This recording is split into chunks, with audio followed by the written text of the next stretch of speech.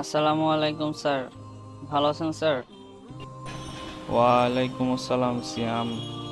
এই তো আমি আলহামদুলিল্লাহ ভালো আছি। তোমার কি খবর? অনেক দিন দেখি না স্কুলে তোমাকে। স্যার আসলে এই কয়দিন আমার বাবা একটু অসুস্থ ছিল, তো এই জন্য আমি স্কুলে আসতে পারি নাই। ও, আচ্ছা আচ্ছা, বুঝতে পেরেছি আমি। এখন তোমার বাবার শরীরের কি অবস্থা? জি স্যার, আলহামদুলিল্লাহ এখন আব্বু আগের চেয়ে ভালো আছে। আচ্ছা আচ্ছা, ভালো তো তাহলে। স্যার আমি তো লাস্ট কয়েকদিন আসতে পারি নাই। আপনি যদি আমাকে লাস্ট কয়েকটা ক্লাসের পড়া একটু বুঝিয়ে দিতেন তাহলে আমার জন্য খুবই উপকার হতো। আচ্ছা আচ্ছা, সমস্যা নেই, আমি তোমাকে লাস্ট ক্লাসের পড়াগুলো বুঝাই দিচ্ছি। আচ্ছা, আগের ক্লাসে আমরা সালাতুল ইশরাক সম্পর্কে জেনেছিলাম। তুমি কি এই সম্পর্কে কিছু জানো? স্যার আমি বাবা মায়ের মুখে বলতে শুনেছিলাম, আপনি যদি একটু বিস্তারিত বলতেন তাহলে আমার জন্য ভালো হতো। আচ্ছা, ইশরাক অর্থ হচ্ছে উদয়, প্রভাত বা সকাল। ইশাকের নামাজ হলো প্রভাতের বা সকালের নামাজ।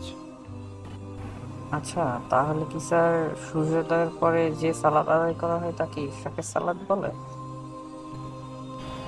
হ্যাঁ সিয়াম, তুমি ঠিকই বলেছ। হাদিসে এই সালাতকে সালাতুল দোহাও বলা হয়েছে। আর সালাতুল ইশরাক বা ইশরাকের নামাজ আদায় করা সুন্নতে গায়রে মুআক্কাদা, অর্থাৎ আদায় করলে সওয়াব পাওয়া যায়, আর আদায় না করলে কোনো গুনাহ হয় না। আচ্ছা স্যার, তাহলে এই সালাতের ওয়াক্ত কতটুকু থাকে? সূর্যোদয়ের পর থেকে দ্বীপ্রহরের পূর্ব পর্যন্ত এই সালাত আদায় করা যায়, তবে ওয়াক্তের শুরুতেই ইশরাকের নামাজ পড়ে নেওয়া উত্তম। বুঝতে পেরেছি স্যার। তাহলে তো স্যার ফজরের সালাত আদায় করেই এই সালাত আদায় করা যায়, তাই না? তুমি ঠিকই বলেছ সিয়াম। ফজরের সালাত আদায় করে সূর্যোদয় পর্যন্ত নামাজের স্থানে বসে দোয়া দুরুদ তাসবিহ পাঠ করে এরপরে সূর্য পরিপূর্ণ উদয় হলে 2 রাকাত করে 4, 6 বা 8 রাকাত নামাজ আদায় করতে হয়। আর ইশরাকের নামাজের আগে দুনিয়ার কোনো কাজকর্ম না করা উত্তম। কোনো কাজকর্ম করলেও সালাত আদায় করা যাবে, তবে তাতে সওয়াব একটু কম হবে। স্যার সূর্যোদয়ের সময় তো নামাজ পড়া হারাম, তাহলে তো এই সময় এই সালাত আদায় করা যাবে না, তাই না? যেহেতু সূর্যোদয়ের সময় নামাজ পড়া হারাম, তাই সূর্যোদয়ের সময় থেকে অন্তত 15 থেকে 20 মিনিট সময় দেরি করে ইশরাকের নামাজ আদায় করতে হয়। সূর্যোদয়ের সঙ্গে সঙ্গেই নামাজের জন্য দাঁড়ানো উচিত নয়, কারণ তাতে গুনাহ হওয়ার আশঙ্কা রয়েছে। আমি বুঝতে পেরেছি স্যার। তাহলে তো স্যার ইশরাকের নামাজ অনেক ফজিলতপূর্ণ, তাই না? হ্যাঁ, ইশরাকের নামাজ অনেক ফজিলতপূর্ণ।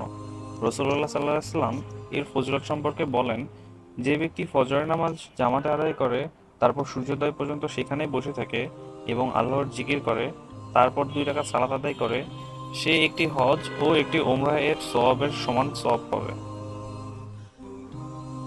আর রাসূলুল্লাহ সাল্লাল্লাহু আলাইহি ওয়াসাল্লাম পূর্ণ সওয়াব কথাটি 3 বার বলেছেন।